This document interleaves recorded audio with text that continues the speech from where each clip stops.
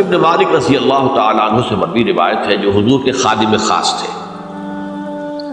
اور یہ متفق علیہ بھی ہے، یعنی بخاری میں بھی ہے، مسلم میں بھی ہے، لیکن تھوڑا سا فرق ہے الفاظ کا۔ تو جو مسلم شریف کی روایت ہے اس کے الفاظ کیا ہے؟ للہ اشد فرحا بتوبۃ عبدہ حین یتوب الیہ، جان لو اللہ تعالیٰ کو زیادہ خوشی ہوتی ہے اپنے کسی گناہ گار بندے کی توبہ سے جب کہ وہ توبہ کرتا ہے۔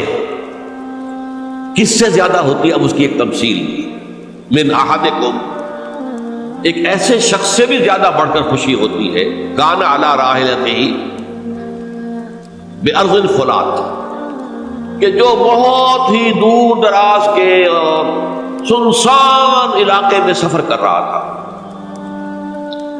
فانتحرفت منہ، اس کی سواری جو ہے گم ہو گئی، وعلیہا طعامہ وشرابہ، اسی پر اس کا کھانا بھی تھا اور پانی بھی تھا، اونٹنی پر سفر کر رہا تھا، اسی پر ہوتا ہے راحلہ جو ہے راستے کا سامان، اچانک کہیں بیٹھا ہے تھوڑی دیر کے لیے سستانے کے لیے، کہیں اونگ آ گئی اور اونٹنی صاحبہ غائب ہو گئی۔ اب آنکھ کھلی اور اس نے دیکھا، فَأَيَّسَ مِنْهَا، تلاش کر کر کے مایوس ہو گیا، کہیں اونٹنی کا سراغ۔ اب ظاہر بات ہے کسی صحرا میں یہ کیفیت، اس کا مطلب کیا ہے؟ یقینی موت۔ فَأَتَىٰ شَجَرَةً فَاسْتَجَعَ فِي ظِلِّهَا وَقَدْ أَيَسَ مِنْ رَاحِلَتِهِ، تو وہ ایک درخت کے نیچے اس کے سائے میں آ کے لیٹ گیا، گویا کہ موت کی امید۔ فَبَيْنَهُمَا وَهُوَ كَذَلِكَ إِذْ هُوَ بِهَا قَائِمَةٌ عِندَهُ، اس کی کہیں دوبارہ آنکھ لگی ہے، جو کھولا تو دیکھتا ہے اونٹنی تو موجود ہے، کھڑی ہے، تو وہ فوراً اس کی وہ جو رسی ہے وہ پکڑتا ہے، وَأَخَذَ بِخِتَامِهَا ثُمَّ قَالَ مِن شِدَّةِ الْفَرْقِ، اب جو اسے مسرت ہوئی اس کا آپ اندازہ کر سکتے ہیں، ایک یقینی موت کا معاملہ آ چکا تھا، اور اچانک اللہ تعالیٰ نے وہ کھوئی ہوئی اونٹنی جو ہے وہ واپس دلا دی۔ تو وہ کہنا تو یہ چاہتا تھا، اللہ تو میرا رب ہے، میں تیرا بندہ ہوں، لیکن جسے ہم کہتے ہیں کہ خوشی کی انتہا فرط مسرت میں ایسی زبان لڑکھڑائی، اس نے کہا اللہم انت عبدی وانا ربک، اے اللہ تو میرا بندہ ہے، میں تیرا رب ہوں، یہ کہتے ہیں۔ یہ کیا ہے؟ فرط مسرت، جسے آپ خوشی کی انتہا، کہ جس میں انسان جو ہے اتنی بڑی خطا کر بیٹھتا ہے۔ اللہ کو اپنے کسی گناہ گار بندے کی توبہ سے اس سے بھی زیادہ خوشی ہے۔ اب ظاہر بات ہے کہ تماثیل کس لیے؟ بعض لطائف، بعض حقائق اتنے لطیف ہوتے ہیں کہ ان کو بیان نہیں کیا جا سکتا بتمام و کمال، تو مثالوں کا سہارا لیتے ہیں۔ اللہ کو کتنی خوشی ہوتی کیا سمجھیں گے؟ لہذا یہ مثال تو سمجھ میں آ گئی نا، کہ ایک لقودق صحرا میں انسان سفر کر رہا تھا، ایک ہی اونٹنی ہے، اسی پر اس کا پانی ہے، اسی پر اس کا کھانا ہے، کہیں ٹھہرا ہے تھوڑی دیر کے لیے، اونٹنی غائب ہو گئی، اور اس کے بعد تلاش کر کے شمال مغرب جنوب ہر طرح دیکھ لیا آپ نے، کہیں اونٹنی کا سراغ نہیں۔ اب موت کے انتظار میں لیٹ گیا کہ اچانک دیکھتا ہے کہ اونٹنی موجود، تو وہ اس شدت فرح میں یہ کہہ بیٹھتا ہے اللہم انت رب انت عبدی وانا ربک انا للہ و انا الیہ راجعون۔ اب دیکھیے ایک حدیث وہ آ رہی ہے، اور اس کو یوں سمجھیے، اللہ تعالیٰ نے جو انسان پیدا کیے ہیں ان کے مزاج مختلف ہیں۔ ان میں کچھ لوگ ہوتے ہیں جو قوی ہوتے ہیں ارادے کے، جو فیصلہ کر لیا ڈٹ گئے۔ کچھ لوگوں میں وہ قوت ارادی اتنی مضبوط نہیں ہوتی، وہ ادھر ادھر سوچتے رہتے ہیں۔ کچھ لوگ جسمانی طور پر بہت توانا ہوتے ہیں، کچھ لوگ جسمانی طور پر پیدائشی طور پر کمزور ہوتے ہیں۔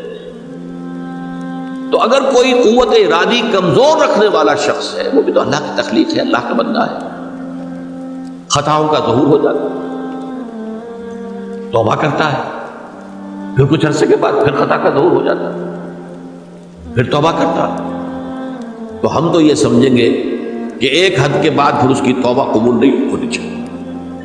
لیکن حدیث سنیے، وعن ابی ہریرہ رضی اللہ تعالی عنہ قال قال رسول اللہ صلی اللہ علیہ وسلم ان عبدا اذنب ذنبا، یقیناً ایک بندہ جو ہے وہ ایک گناہ کرتا ہے، فقال، پھر وہ کہتا ہے رب، اے میرے پروردگار، اذنبت فاغفر، مجھ سے گناہ ہو گیا ہے، مجھے معاف فرما۔ فقال ربہ، تو پروردگار یہ کہتا ہے اعلم عبدی ان لہ ربا یغفر الذنب ویأخذ بہ، میرا یہ بندہ یہ جانتا ہے کہ اس کا ایک رب ہے جو گناہ معاف بھی کر سکتا ہے اور سزا دے بھی سکتا ہے۔ کیا مانی ہوئی؟ گناہ اس نے کیا ہے لیکن جانتا ہے اللہ کو کہ وہ معاف بھی فرما سکتا ہے، تبھی تو وہ اللہ سے معافی کی درخواست کر رہا ہے۔ اس کے اس جاننے کی بنیاد پر، اس کے اس علم کی بنیاد پر، اس کے اس ایمان کی بنیاد پر فرمایا غفرت لعبدی، میں نے اپنے بندے کو معاف کر دیا۔ ثم مکث ما شاء اللہ، پھر وقت گزرا جتنا کہ اللہ نے چاہا۔ ثم اذنب ذنبا، پھر اس سے گناہ ہو گیا۔ فقال رب اذنبت ذنبا فاغفر، پھر کہتا ہے پروردگار مجھ سے گناہ ہو گیا، پھر مجھے معاف فرما دے۔ فقال ربہ، اللہ فرماتا ہے عالم عبدی ان لہ ربا یغفر الذنب ویأخذ بہ، میرا بندہ ہے نا جو جانتا ہے کہ اس کا ایک رب ہے، ایمان باللہ اس کے اندر ہے، تبھی تو پکار رہا ہے، اور یہ بھی جانتا ہے کہ وہ گناہ معاف بھی کر سکتا ہے اور چاہے تو پکڑ بھی سکتا ہے، سزا بھی دے سکتا ہے۔ تو فرمایا، اللہ تعالیٰ فرماتے ہیں میں نے فرمایا کہ میں نے معاف کر۔ ثم مکث ما شاء اللہ، پھر ایک عرصہ گزرا اس کے بعد۔ ثم اذنب ذنبا، پھر اس نے گناہ کیا۔